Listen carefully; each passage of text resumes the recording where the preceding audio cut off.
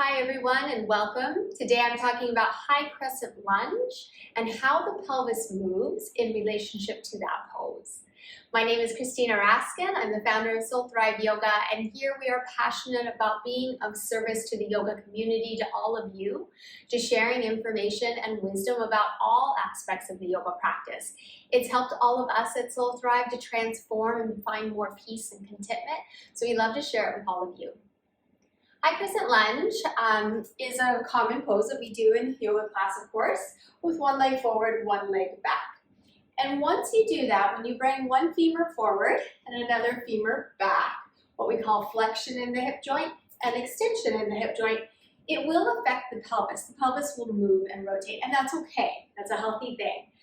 Sometimes, though, we do want to think about shifting the pelvis in some way to help us get the stretch of the pose instead of letting the pelvis totally rotate or do whatever it's doing to compensate for that pose. So let's talk about the pelvis first and how it moves. We move in 3 planes of movement, a little bit beyond the scope of this 5-minute video, but of course we go into that in all of our teacher training programs. But the pelvis moves in 3 different ways. We're on 3 planes. If you find your hip bones here, think of those like the headlights of a car. We want them straight across even for the most part. Now sometimes, and this is extremely common, you'll have one leg longer than the other and your pelvis will naturally be on an angle. Totally fine, nothing wrong with that. Very natural. But think about having the pelvis kind of level in this direction. The other way that the pelvis can move, one of the other planes, is it rotates. Right? The headlights of the car can turn to the left or the right. And then the last way that the pelvis moves is when those headlights point down, we kind of stick our tailbone back, or the headlights point up and the tailbone's kind of tucked or drawn down too much. So when we're standing in Tadasana, we sometimes talk about these headlights being even or level on all 3 planes. So level across, they're also not pointing down or up, they're also not rotated to one way or the other. But as I mentioned, the second we move the femur, it's going to have a shift. And in high crescent, one femur is forward, one femur is back. That's going to change the direction of the pelvis for sure. Let's just talk about it on one plane, the rotation plane. And I'm sure you've heard this cue. If I have my right leg forward, teachers will say something like, hug your right hip back, square your left hip forward. They're trying to get you to square your hips to the front edge of the mat or the front wall of the room. So we're creating this even. And what they're trying to minimize is this rotation.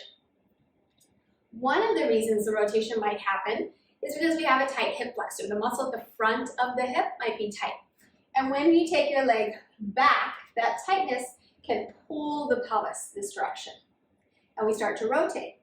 So the reason we give that cue is by trying to square the hips forward, we get that stretch in the front of the hip flexor. And that's one of the main reasons we're doing this pose.